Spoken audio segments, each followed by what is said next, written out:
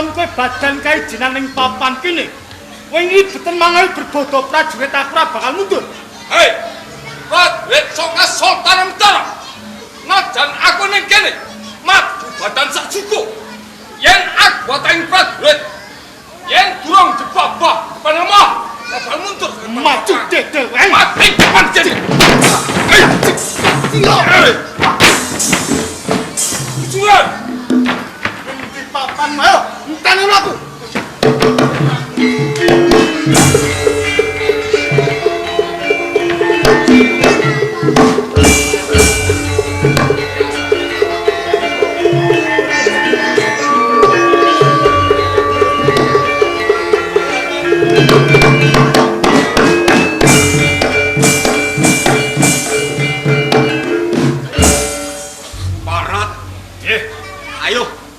Aja mung kowe sesembahanmu kon maju papan kira tumpes ae. Sumbarmu wae. Ayo dene wis wani ndelet wis abang. Yen kewani ayo adep olahku. Ya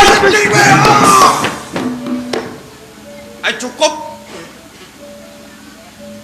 Ora ana tinane wong mati saka keparentangan mulo sing mbok karepe. Yen kowe satriya kang tangguh. Ayo adep ono opo iki ayo. Apa sing arepe tak renteng papan kene.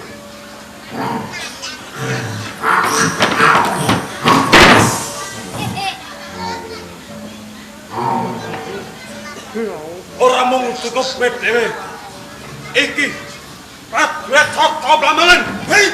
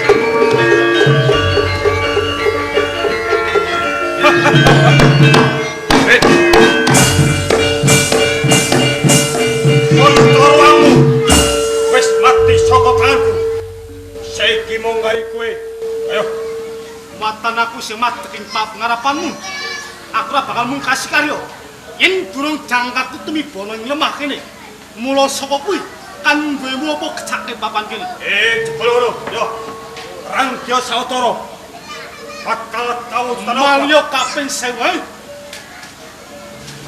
hei ya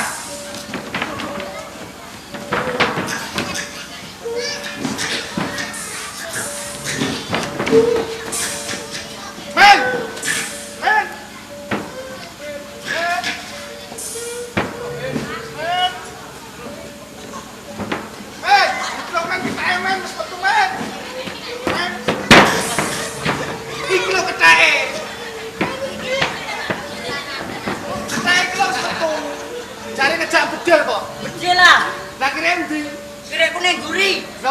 gawa. Celuk ah. Celuk kowe ah. Celuk kowe. Sapa jenenge? Bender. Dek. Dek.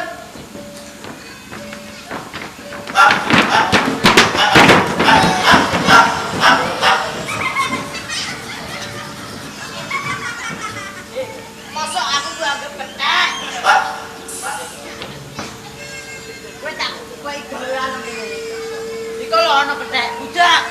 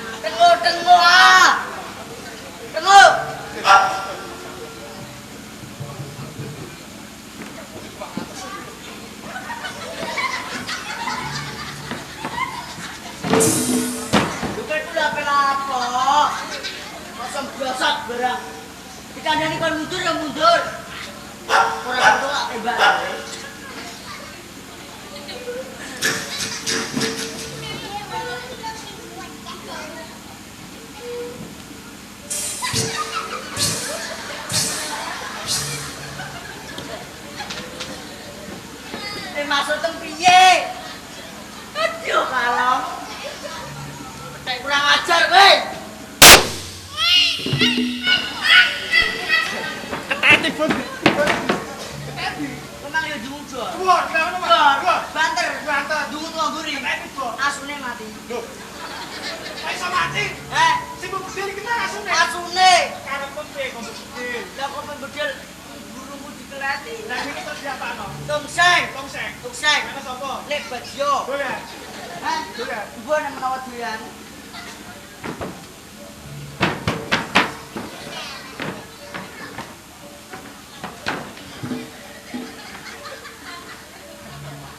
Yalah. Ketek ngalah ya ora gelem kondo.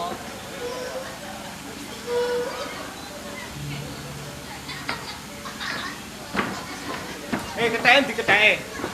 Keteken. Iku lho nek dhuwur. Lah kok iso ngalah? Lah sira sapa?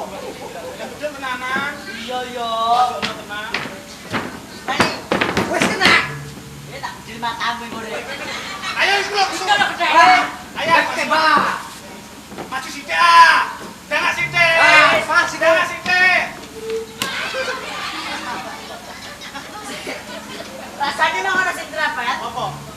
Lah iku. Iki apa? Iki apa? Iki apa iki?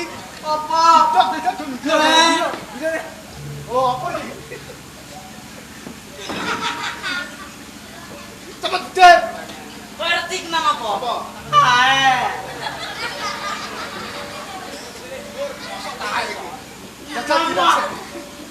Ayo, dek.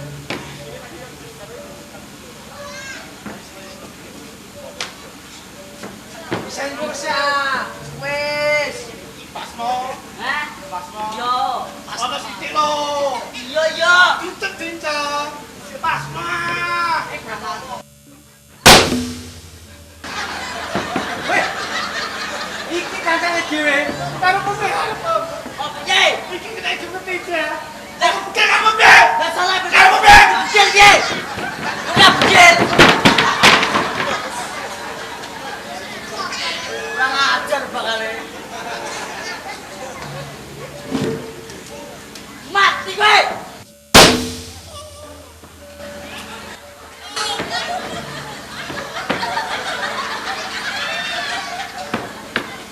Jelas. Piye men? Kowe bisa dadi ketek ora? Ini. Dua anak ketek bedil kok ada tak sintes dok. Tengok bedil apa nih? Gase. Tak bener gase cidok. Dawake bawa ndi, Tro? Awake cidok kok dhuwur. Iya, saiki men nyuntekno 30 men. Suntik apa suntik sapi? Suntik sapi kowe. Kowe lah. Paling bedil. Kowe aja bedil. Paling bedil. Simane mlebu lah. Akhirnya bedil apa bedilan kok? Bedil lamano iku kuno. Bedil celeng. Bedil celeng yo kuno. Bedil apa? Bedil dasma. Tak kongmu. Rambut abang wis kobong tambah bedil. Ora. Lihat terus lah. Baik.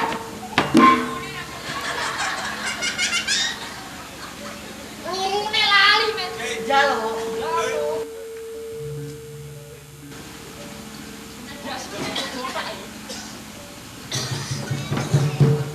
Baik. Sana rasa bedil do balik. Sak balik bedil. Ndak semgowo. Tak gowo tak tung senge Mas. Tak singgane. Ya ora balik. Syukur. Pak, ora ketang mripatku PC siji lah. Tak iwangi kowe mesti ketheke tutune. Ora kene. Ibu. Lah paling kok waduan makne apa? Kene manuk. Manuk getilang. Cedhek. Cekuku. Lah manuk apa? Manuk kucing. Lara. Lara. Lara. Lara. Jalan tombol nek lara. Tinggal.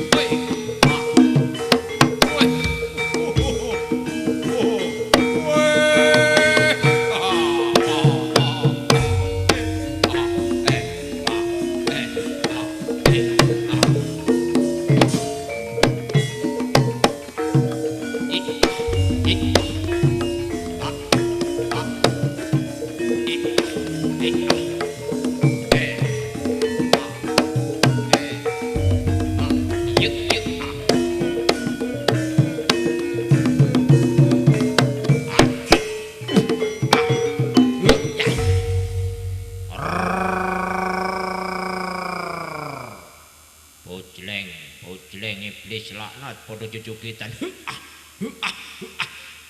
Alelepah.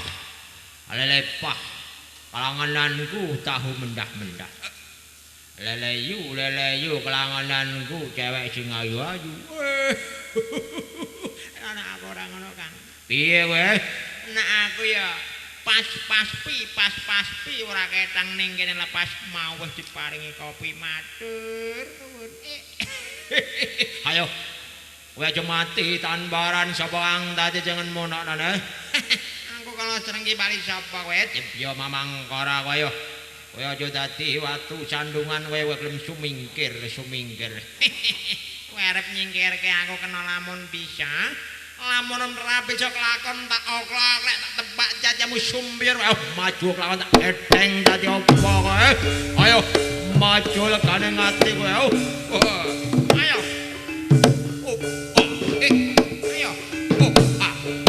Ayo. Kowe sambat tak tembile kelakon mati dening aku. Waduh.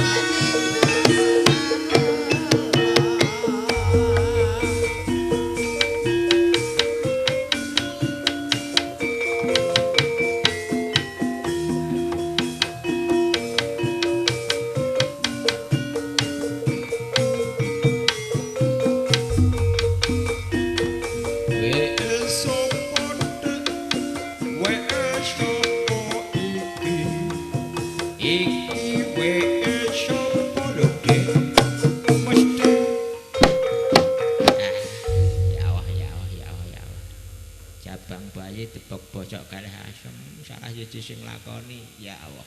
Bocah. Bengi-bengi ana bocah kelayapan tekan kene iki mau cah badan tekan berundang iki cah ndi iki cah watur apa cah njaken gerduk kono apa cah ngulakan kono. Tak deloke are. Dik.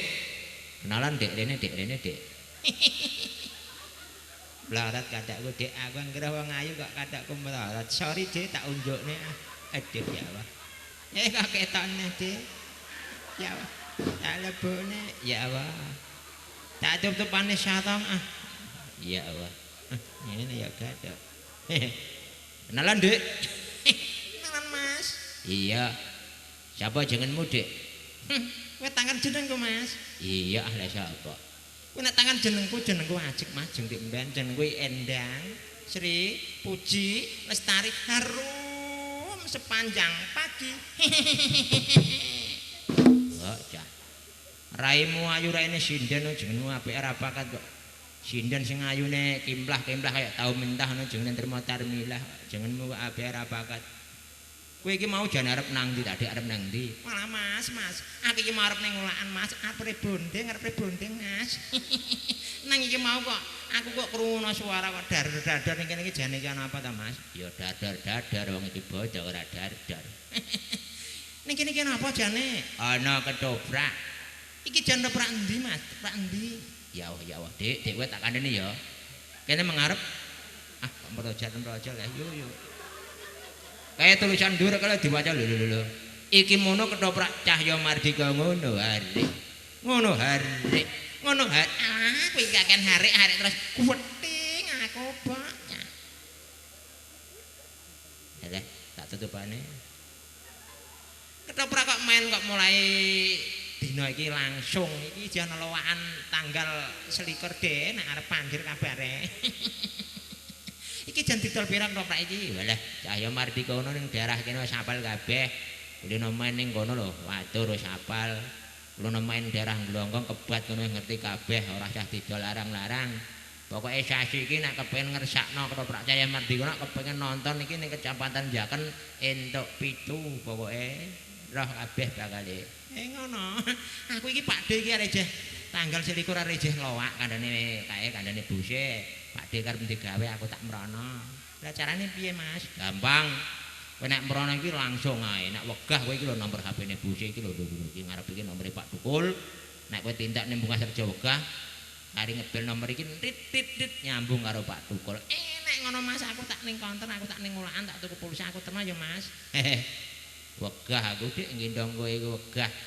Kowe iki rupamu ngono pemene tak terno tak ojekno ya ora kano. Ayo mlaku bareng ayo. Ayo Mas. Asik ya.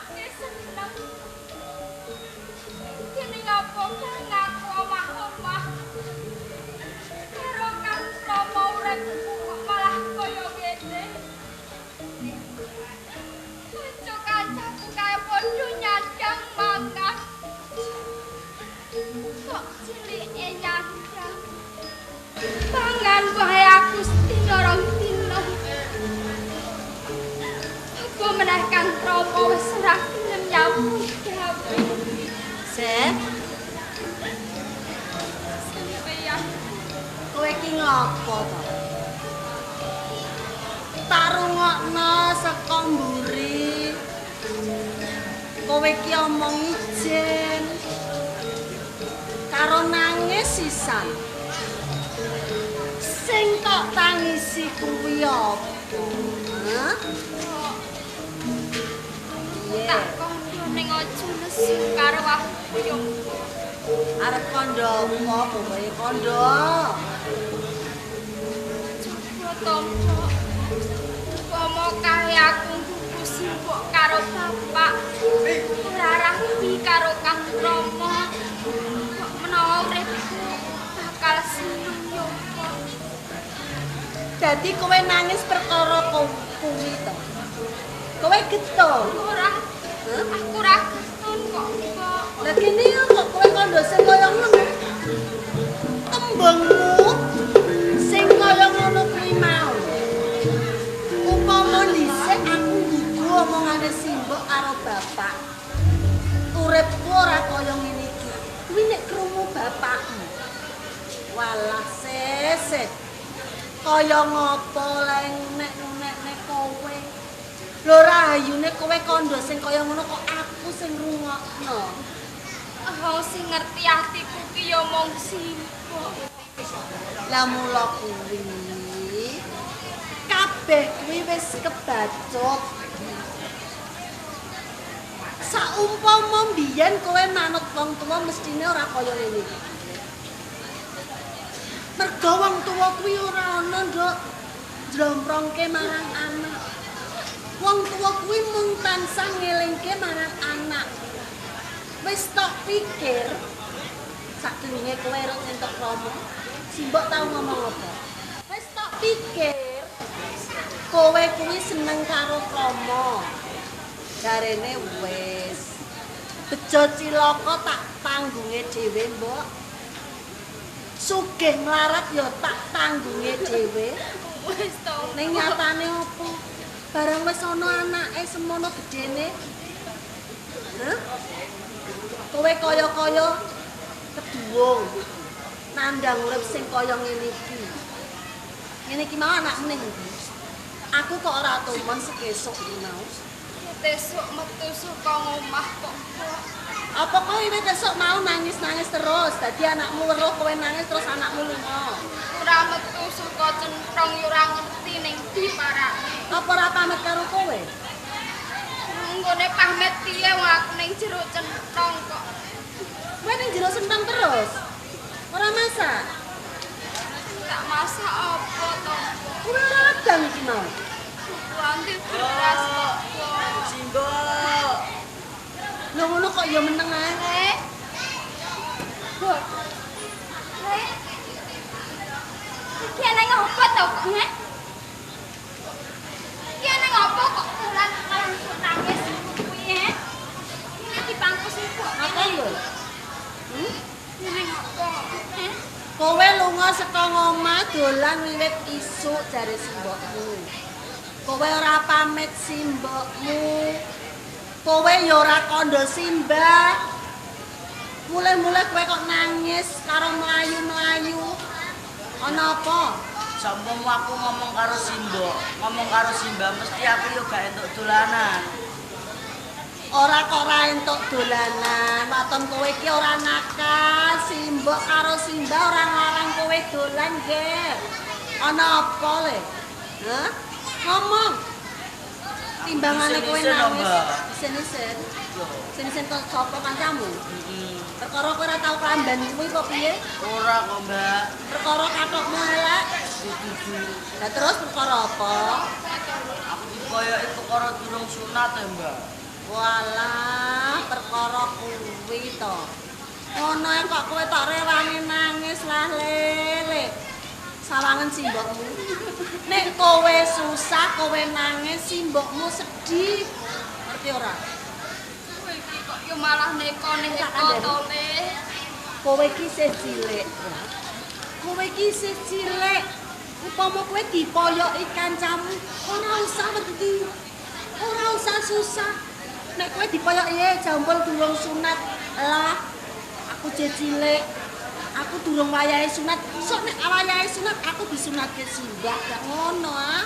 Lah kanca-kancaku wis padha sunat kabeh kok, Mbak. Hah? Kancamu wis gede-gede kok. Aku lah ya wis gede kok.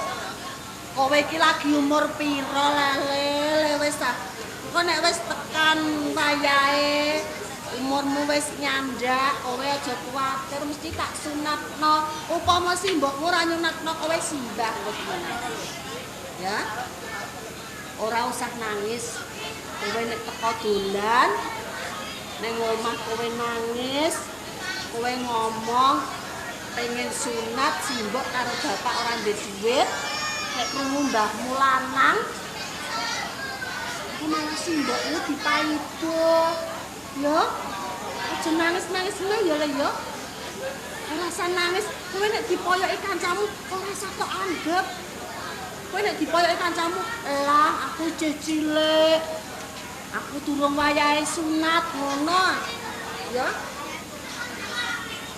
aja ngono ah kowe nek meneng ae sih Mbah melu bingung lho. Iya Mbah ngono lho. Iki Mbahmu.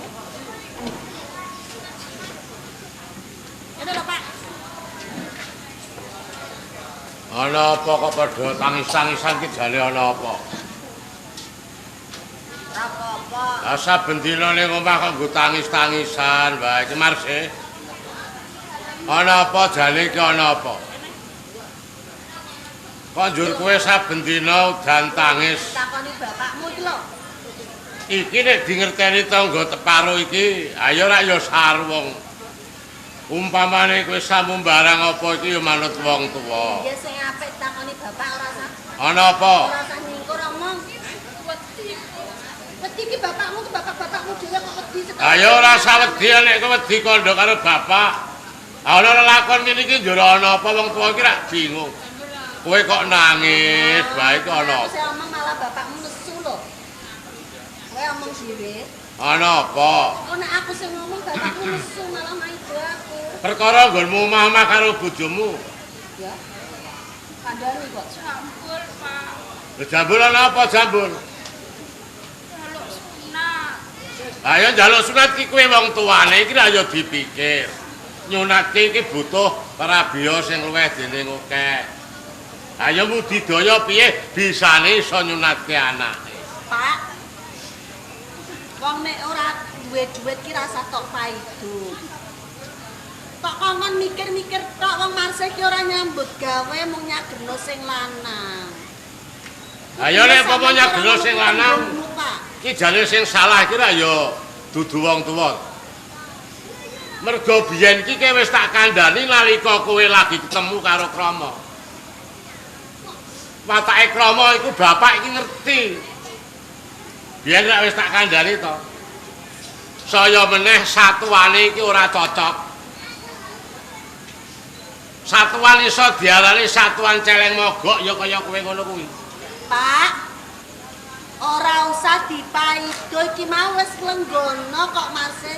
Wis ngrumangsani. Ning wong kabeh kuwi wis kebacut. Wis ana anake semene gedene arep digetunono kaya ngopo? Ayo nek jane wong tuwa iki ya ora tegel. Hah? Tembung sora karo anak iki jane ora tegel.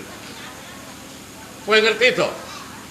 Sarake temon kaya ngono kuwi satuan celeng mogok, temone 24. Iku arang wong sing padha nglakoni.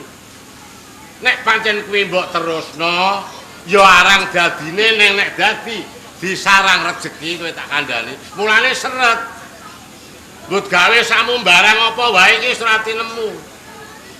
Witekno tak senenge yo Kang Promo kok. Wis kadung. Lah iya. Pak, wis. Iki ana putumu rasa omong aneh-aneh. Lah nek ana kaya ngene iki njur kowe mung nangis anane mung nangis, bojomu mongko ora ngerti. Bojomu nyang ndi kok ora ning omah? Kerja. Ayo rak rumangsane pamit lunga kerja iki kandhane lunga kerja. Ha ning kowe rak ora ngerti dhewe to. Watake Krama kuwi mengko nek omah seneng karo kowe ning dalan kono kae. Seneng karo wong liya kowe ngerti nek entuk kaya iku ora tekan kowe. Kok malah ngomong tekan ndi to sampean kuwi dadi wong tuwa kok ora iso. Wah, wis. Kandhane sing apik kok malah ngobong-ngobong anake. Ha ya ora teges aku iki ngobong iki ora. Apa seneng nek oleh omah kuwi ora tentrem. Ha nek cara aku pamane manut aku ya tak kon pegatan karo Krama. Pegatan iki wis adong ana anake. Ha nek kaya ngene iki saben dina njur upama aku ora gugu karo kowe biyen. Aku jarene bocah wis padha tresnane Pak wong tuwa karo. Lah nek yo ngono. Kadung seneng ora iso dipisahno. Kacek sithik nek ora krama, ora sida mau omah. Apa ya aku bakal misahne bocah sing padha seneng. Ayo nek diteruske mongko ya melarat selawase. Isamu yo nanis kowe. Ora ngerti kanan donya iki ora ngerti owah gingsir. Bapak sampun bentuk aku ya Bapakmu ora bakal mulih nek mulih ki nggawa apa, nek mulih ki nggawa apa. Bapakku itu aku terus. Ayo kowe sing tak luputke iki kowe, ayo mergo bojomu iki ora tanggung jawab kok. Tak sabar ki sapa nek ora bapak Pak. Sapa mbongan iki sapa? Bapak, Mbah. Bapakmu. Iya, Mbah. Ning ndi bapakmu?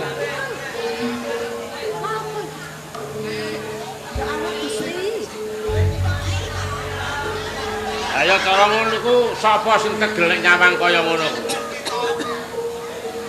Wah, marsih. Aku rumangsa ora tegel nek nyawang bojomu kaya ngono kuwi. Lho ngono kuwi kowe doyan mangan kayane. La ilaha illallah. Marsih. Ya ora entuk kaya nek ora njaluk kaya ngono kuwi. Wah, dadi wong tuwa kaya aku rumangsaku kurang sabare apa? Wis Pak, wis. Aku teko karo aku.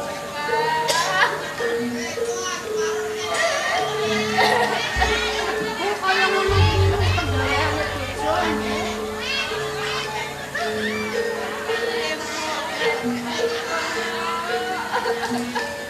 Pamit lunga nyambut gawe ngene.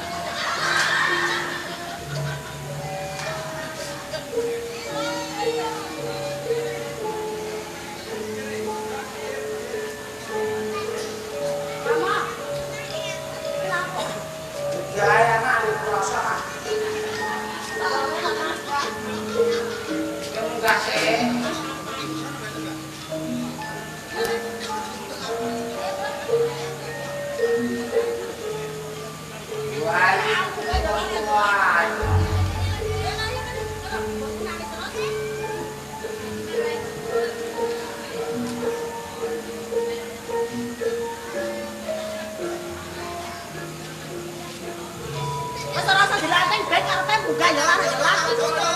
Senang nek aku mati.